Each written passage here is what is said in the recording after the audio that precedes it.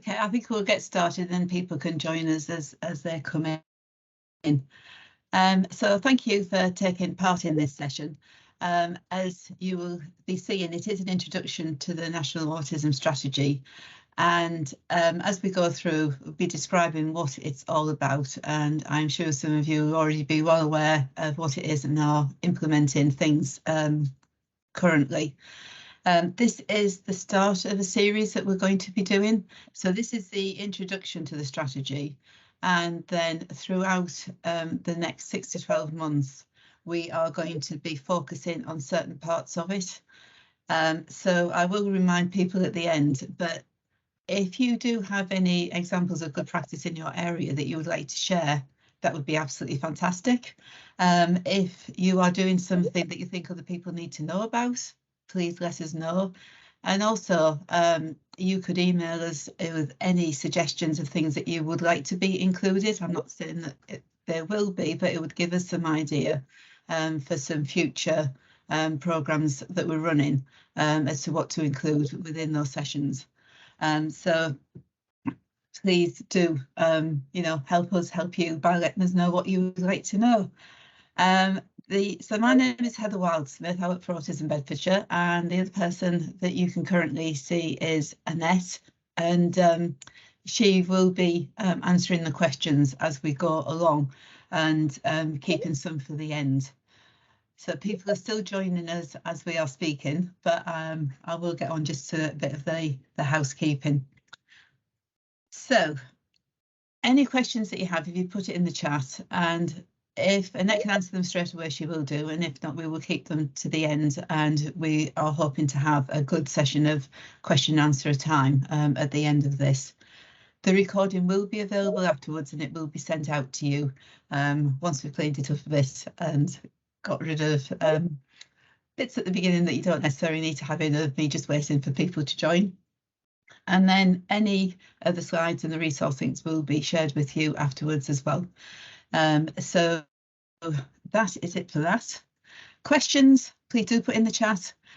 We are expecting an awful lot of people on this call today, so I am expecting that we will not be able to answer everybody's questions, so please bear with us on that, but we will try to get through as many of them as we can do. So the Autism Act. The Autism Act came into being in 2009, and it was a really groundbreaking time because it was the first, and still is, the first disability piece of legislation in England. And this was huge for the autistic community, for the adults who had never had anything like this before. So it was hoping that it would change lives. It definitely gave people a lot of hope. And there was a lot of work went into it as well to get this passed in Parliament from a private member's bill.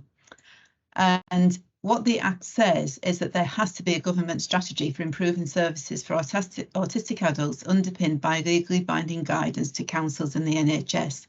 So until this time, adults did not have anything that could back them up for them to get the help that they needed. So it was really crucial. And so out of the Autism Act, the first autism strategy came into being in January 2010. And this was called Fulfilling and Rewarding Lives. And it was a strategy for adults because that was what the Act is about, is adults with autism in England. So that was hoping that it would change people's lives, that things would happen. Unfortunately, the time that this came into being was at the same time as the banking crash, and local authorities didn't have any money. Their funding was getting cut. So it was a really bad time. But a lot of work was done to sort of help local authorities and CCGs to find out what they need to do and how to implement the strategy. After a review of the strategy after a few years of it being into being, it was realised that a lot hadn't changed that much. So the next strategy that came out was in 2014, which was just an update on that first strategy and to try to get people refocused and looking at targets in a different way. What has then followed on from that is the current strategy that you're all working to, which is the National Strategy for Autistic Children, Young People and Adults. So you can see there the big change is that it's now not solely looking at adults, but looking from right the way across a person's life to see how to work that through better. And this is a really good way of looking at it, because people's needs do change as they get older, but some needs stay the same, and there isn't a cliff edge if we can work it all the way through, and the planning between children's services and adult services are streamlined, that they are working together. So that is the current strategy which we will be talking about. But to look at why an autism strategy is needed, just going to the next few slides are just some examples of how people have come to us with, these are real comments from within the last 12 months, from autistic people and some of the experience that they've had. So almost everyone I've come into contact within my surgery has a very limited understanding of what autism is. There is still such a stereotype of it being like Rain Man. And, Rain Man, it's a really old film now. And to think that that is still today being used as an example of what somebody who is autistic is. And there's a lot more out in cinema, TV and books nowadays to show the differences across the spectrum of what autism is. Because I presented a neurotypical, which takes a lot of energy from me, people don't believe I have autism, and this is the medical professionals. And this is looking at people who mask their autism really well. There's somebody that we met a couple of weeks ago who, she has huge mental health needs, but she has great capacity for masking. And if somebody wasn't looking behind that mask, they would not see the amount of need that person has. But she is covering it so well. They do not see her behind closed doors when she lets the mask come down. But she is somebody who is really struggling. But if somebody was, she was meeting a health professional and they did not understand autism, they would not be looking for the signs that she is covering up so well. And these are some pictures of some of the local people that we support. And one of them has said that communication is what they struggle with the most.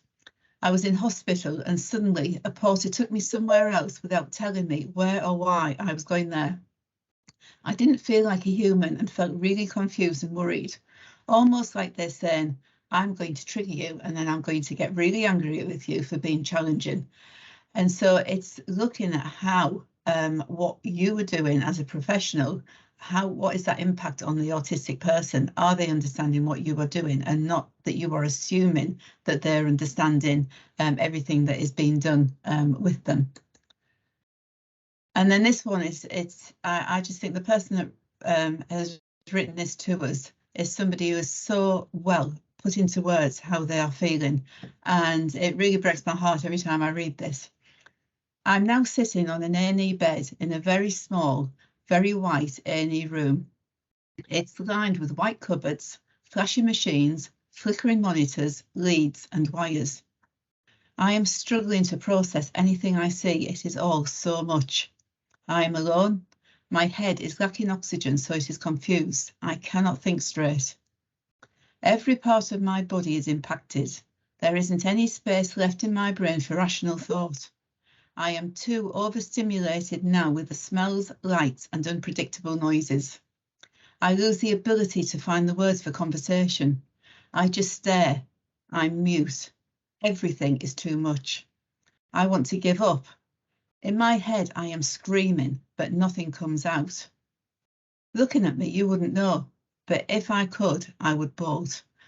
And this again is somebody who is from the outside. You are seeing somebody who is probably looking very, very calm.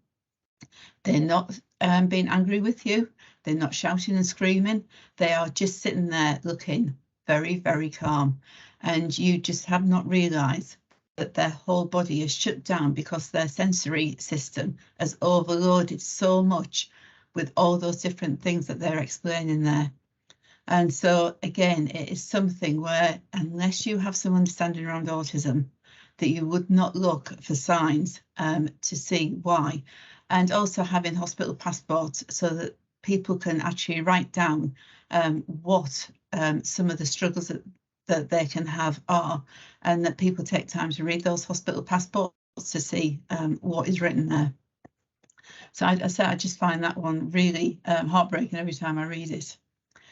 So from the strategy that is in place currently, these are the main points of what is covered, and I'm going to talk about them a little bit more in detail. So first one is improving understanding and acceptance of autism within society. Within the first one, it was all about awareness of autism, but now we have definitely moved on to understanding and acceptance. And then improving the autistic children and young people's access to education and supporting positive transitions into adulthood. So in the first strategy, this was about moving people through so there wasn't a cliff edge at 18. So it was changed to the transition was 18 to 25 to stop that, sorry, not 18, earlier than that, to get through, but it went up to the age of 25, so people were into adult services. Some of those transitions haven't worked as well as it could have done. And then supporting more autistic people into employment. That is something that is rising quite slowly, but it is changing. Tackling health and care inequalities for autistic people. We still get so many reports on issues where autistic people are getting treated unequally. And then building the right support in the community and supporting people in inpatient care. And locally, recently, I've heard of some difficulties of where children are being placed out of county into mental health placements, and then they're coming back as adults to the county where they come from, and that transition isn't as good as it could be. And then improving support within the criminal and youth justice systems, and that is something that is ongoing and is quite a difficult area for the reasons I will come on to talking about. So improving understanding and acceptance of autism within society. So by 2026, we want to demonstrate that we have significantly improved this public understanding and acceptance of autism. And I would say that within the last few years, that has changed quite a bit. Not as much as obviously it could do, but most people are now aware of autism, maybe not understanding it, and very definitely not understanding the intricacies of autism as well. And it's trying to help autistic people feel more included in their communities and less lonely and isolated.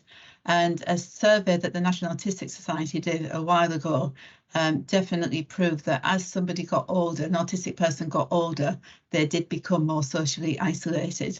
And when I say became older, that was from late teens on, not when somebody was getting into their 50s, 60s, 70s, but actually quite young in life. So it's trying to help people feel included more into the communities. And we want the public to have a better understanding of autism and to have changed their behaviour towards autistic people and their families. And I think a lot of people would say that there is a lot more understanding out there and people wanting to do the right thing and good and be a bit more sympathetic. But it's by people, you know, within a working life, if you're having training, you'll be meeting friends and just raising that profile of how somebody who's autistic isn't any less than somebody who is neurotypical. They just see things from a very different point of view. And by the end of the strategy, we want many more organisations, businesses and public sector services to become autism inclusive so that autistic people can engage in their communities just like everyone else.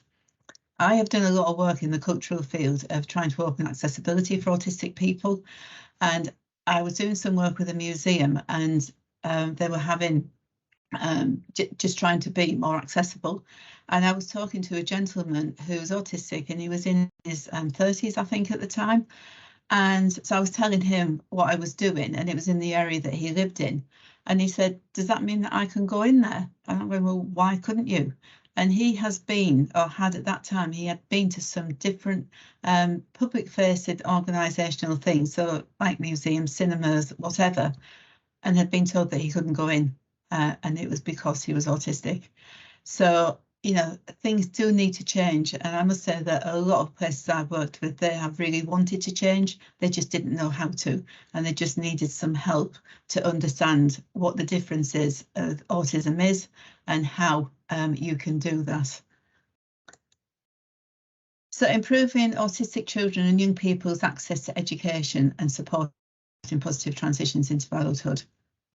So when somebody is within children's services, there are a lot of things happening that as they move into adult services, they just stop. There is no equivalent into adult services. And so the child and the families need to have support in knowing how that is going to change, what's going to stop, what they need to be looking for as they go into adulthood. And so by the end of this strategy, we want transitions into adulthood to improve so that more autistic young people are able to live well in their communities, find work or higher education opportunities. And it's making sure that those people who are working in transitions are actually giving those people a broader viewpoint of life and not limiting on what is accessible for them. If somebody has got dreams of doing something, how are they fulfilled? And looking at it with a positive way, looking at what work can be, what employment opportunities there can be. And then also looking at the transition from mental health. You know, we want these improved transitions to result in fewer mental health crises and admissions into inpatient care. And again, when I was doing some work recently, there were people who were being signed off from children's mental health services, and they became an adult like maybe 2 weeks later, and within 3 months they were being referred back into the adult mental health team. You know, just because they got to 18 didn't mean to say that their mental health had got better. It just meant that they had been signed off. So it is looking at how that can be and how that transition through, and whether the adult mental health hospitals are suitable for young adults coming through who are autistic, and how that can be supported and what the review of that can be. And then supporting more autistic people into employment. I would say from a personal viewpoint, I have done a lot of training with employers within the last 5 years of where they are really trying to improve how they treat their autistic employees, how they want to understand them more, what can they do differently, and where you can talk to them about the differences of how an autistic person might process some information to somebody who is neurotypical. And I think currently there's 26% of autistic people in full-time employment. And some of the problems with the employment is people getting an interview in the first place. We have people who say we don't know whether we should disclose that we are autistic in an application form. There's one young man that I know who he had applied for so many jobs and he had said that he was autistic in every application form.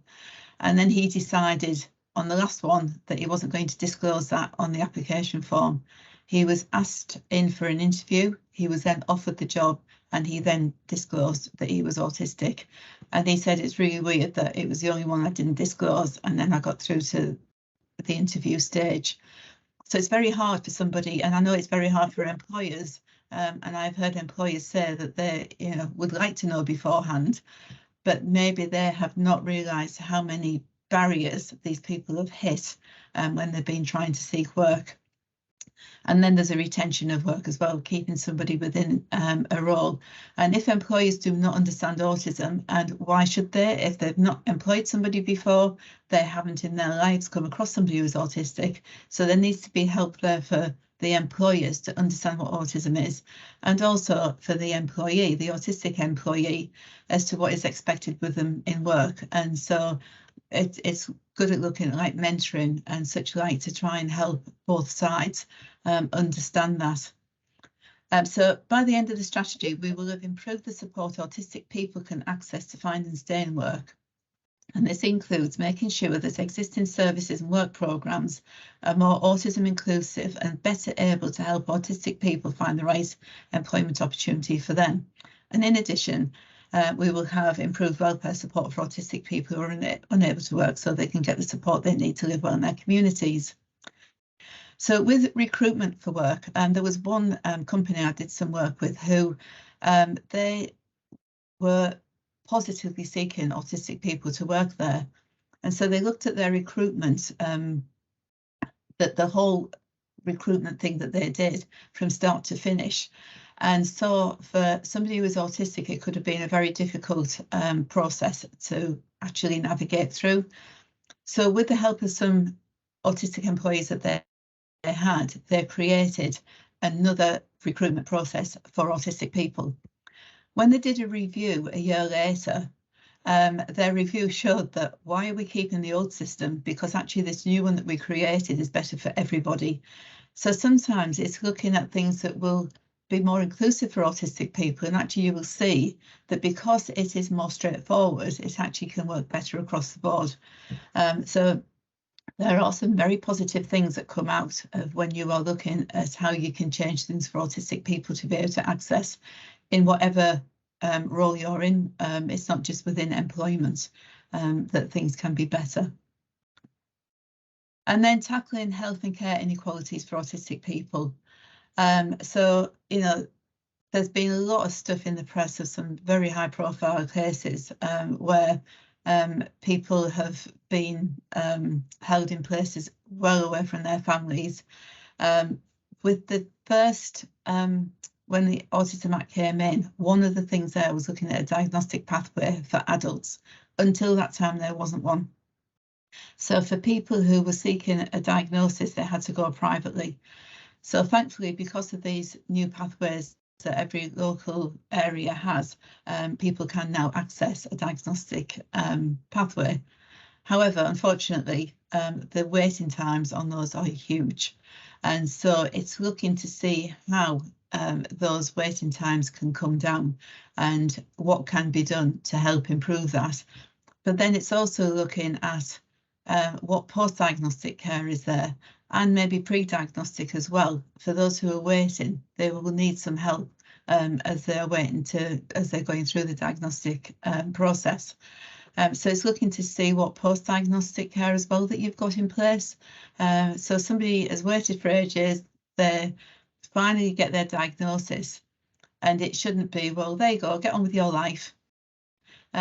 Signposting to people, do they need a few weeks of maybe 6 sessions of one-to-one to help them understand autism? They have, if it's an adult going through for a diagnosis, they have lived all their lives up until that point without realizing what autism is, how autism, what are they living with where they're autistic that is different to somebody else who is autistic. What is a neurotypical? What am I seeing differently to a neurotypical? How do I understand this neurotypical world that I am living in? I've grown up just feeling a bit on the outside all the time. So help me to understand this. And it might be that starts 6 months after diagnosis. It depends on the person when they need that. But having some post-diagnostic care that they can access when they are ready for accessing it. Some people might not want it. Some people might need it, but not straight away. And then looking at building the right support in the community and supporting people in inpatient care. So this is looking at how to achieve the targets set out in the NHS long-term plan. But we're also seeking to modernise the Mental Health Act, and we'll bring forward changes which would mean that autistic people are only admitted to inpatient mental health settings if absolutely necessary. These changes would mean that autism alone is no longer a lawful basis for ongoing detention in inpatient care and would enable people in inpatient care to be discharged as soon as they are well enough to leave. This is where we have seen people in the press where they have been, there was somebody in Scotland in a mental health inpatient care unit. The family were down in the south of England. The only reason they were there is because they were autistic, and it is not the right place for somebody who is autistic to be. They're not set up for somebody who is autistic and all the needs around autism. And so it's looking at what is better for that. Obviously, we've had things like Winterbourne View quite a few years ago now, and what that brought and the changes that were supposed to come out of that. But as you know, if you will keep seeing the news, it keeps happening. So it's looking at how that can be reduced, and the closer that somebody lives to their home, the more chances are the family are going in and might be picking up on things if things aren't right. So by the end of the strategy, we will have also delivered significant improvements to the provision and quality of community support, including social care, mental health and housing support. And this will prevent more autistic people from reaching crisis point. For autistic people who really need care in inpatient settings, we want to show this is of high quality, therapeutic and tailored to their needs and as close to home as possible. So it is looking to see what is the right fit. And I know you'll be screaming like, we don't have the money for doing that. We can't build new buildings. We can't do this, that and the other. But it's looking at what can be done with what we have and how we can look at just doing some changes to try and meet these needs. It is a huge issue, and we've come across quite a few people who they are autistic, they do not or didn't have a mental health condition. There was somebody I was talking to just recently who said that she'd been put into an inpatient care unit, and actually her mental health decreased once she was put in there because it was not the right place for her to be. She was autistic, and it was the autism and some of the stuff coming out of that that she needed help with, and then the mental health issue would have decreased. So it is just looking at why people are in there. And then looking at improving support within the criminal and youth justice systems. So by 2026, we want to have made improvements in autistic people's experiences of coming into contact with criminal and youth justice systems by ensuring that all staff understand autism and how to support autistic people. One of the issues around the youth justice system and people being going through the judicial process is there's a lot of people who aren't diagnosed with autism, who will be autistic, but they're just not diagnosed. So the staff have to deal with that as well, and spotting people who might need to go through for diagnosis. And we want all parts of the criminal and youth justice systems, from the police to prisons, to have made demonstrable progress. I'm sorry, I really have trouble with that word. In ensuring that autistic people have equal access to care and support where needed. And in addition, we want autistic people who have been convicted of a crime to be able to get the additional support they may require to engage fully in their sentence and rehabilitation. One thing that came out of talking to some people who had been in prison is to get early release. Apparently you can attend some classes and do some education that will get to points that can help get a release at an earlier date. For those who are autistic, they weren't able to access these classes, so they were already on a hiding to nothing of not being able to get an early release, just because there weren't any reasonable adjustments in place for them to be able to try to achieve something that other prisoners were able to achieve. So that was somewhere that had to be looked at. So that is basically the strategy within itself. And these are a few links that will be getting sent out to you. So please do have a look at them. There's a lot more people joined since we started doing this. So I'm just going to repeat that we are going, this is, we're having a few more sessions on the strategy, but we're focusing on different parts of it. So if in your area you have some really good examples of best practice that you would like to share, please let us know about them. If you've got any suggestions of things that you would like to know more about so that we can incorporate them in future sessions, then please do. The next session that we're having is going to be on the 8th of March, and this is going to be about diagnosis and the diagnostic pathway. And we have a clinician coming to talk about the centre that he runs and how that is set up. We will have somebody who is autistic talking about their viewpoint of it and how they've gone through the diagnostic process. And hopefully I'm trying to get a colleague on to talk about the post-diagnostic work that Autism Bedfordshire are doing as well. So that is what we're going to be doing on the 8th of March. So if you've got anything that feeds into that, please say. But do highlight any areas out of the strategy that you would like to see addressed, and then we will do our best to get through as much of that as we possibly can do. So I haven't been able to read the chat as I have been talking, but I know there's a lot of questions that have been coming in. So we're going to go to the chat now, and Annette, if you can come back on and let me know of any questions that we can look at discussing. Yes, hi Heather. So Emily Whitehouse has asked, is there any plan to start a national annual health check for people with autism? I think there's some research going on at the moment, so can we get back to you on that? We'll send it out through an email. I'll find out some information and get that out in an email. You will be getting emails about with all the links for this, what you've seen today. So I'll include that in there. If there's anybody else on here who knows any information on that, please do say, so that we can share that.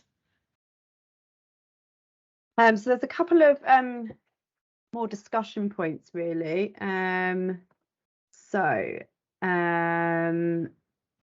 There's one from Nicola about the Oliver McGowan mandatory training, which is incredibly insightful. Yeah, and that training should I'm be not familiar with to that get training, delivered. Heather. No, so that should be starting to get delivered from next year. I think January it was supposed to be started, but it'll be coming out very soon. I think it's just got to the end of sign off that it should now be getting launched a bit later than was expected, but it is on its way out. Okay, oh, sorry. Okay. Sorry, Heather. Tracy Walton, the diagnostic weights across England are very high and significantly increased over the last couple of years. Would be good to know what ICB and or CC are doing to manage these. Yeah. So I think in different areas they might be looking to see what is happening. So when we have our next session, I know that Colin's, so the guy who's coming along to do some talking, they have been doing a review of their services to see how this can be improved, and I think other areas have probably done the same. So it would be good from the different ICBs, and maybe we could get some feedback from them. I will see what I can do to see if we can get some update. So thank you. Aidan Hannon mentions ADHD not being mentioned in the same breath as autism. So when autistic-led research and community advocacy is increasingly recognising that ADHD and autism are two sides of the same kind, why is ADHD not mentioned in the same breath as autism? So I am not an expert on ADHD, so I would be reluctant to comment much on that. I know that a lot of people who are autistic have ADHD as well. I think when the Autism Act went through, it was very specifically looking at autistic adults, and her name, she's got Cheryl Gillen, who recently died. She was the MP that took this forward. She chose autism. I don't know why she didn't choose ADHD, but we do know with autism there are so many intricacies with it that people weren't recognising and understanding all the depths. But why ADHD is not in there, I'm sorry, I can't answer that one. I'm sorry, I'm just not an expert in ADHD. Okay, there was a question around how you'll be able to access the next training session, next meeting, but we'll send out details on that, won't we, at a later stage, Heather, for the 8th of March. Yeah, they'll be getting sent out after Christmas. Yeah. When everybody's back after the new year.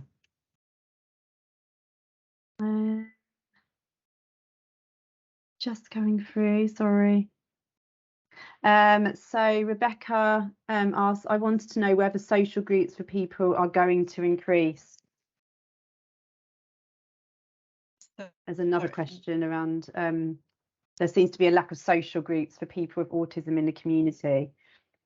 Yeah, so most of the social groups are usually created by volunteers or with some funding. So Autism Beds is funded to run some social groups within the Bedfordshire and Hertfordshire areas. So it would depend on the local area as to what they are willing to fund. I do know I've lived in areas where it's been volunteers who have just started them off, where there's been parent support groups. They've started parent support groups for children. Their children have become adults, so then they started social groups for adults. There's also autistic adults who do not want to go to an autistic social group, that they would want to go to anything but an autistic social group. So it's not one thing fits all, but it's actually people who are willing to start things in your areas. They can be led off, instigated by local professionals and get volunteers on board to help do that. But it is definitely within your local area of contacting people there to see how that can work in your area and how it can be increased. There's an awful lot to come out of social groups, an awful lot. And I have seen some great friendships and see people grow so much in their confidence from attending a social group and being able to get jobs from there because they've actually gained confidence talking to people, learned a little bit more about how to talk to people that they don't know, and have been able to then carry themselves through an interview to be able to get a job. So yeah, I say it would definitely depend on where you live and what can be done in that local area.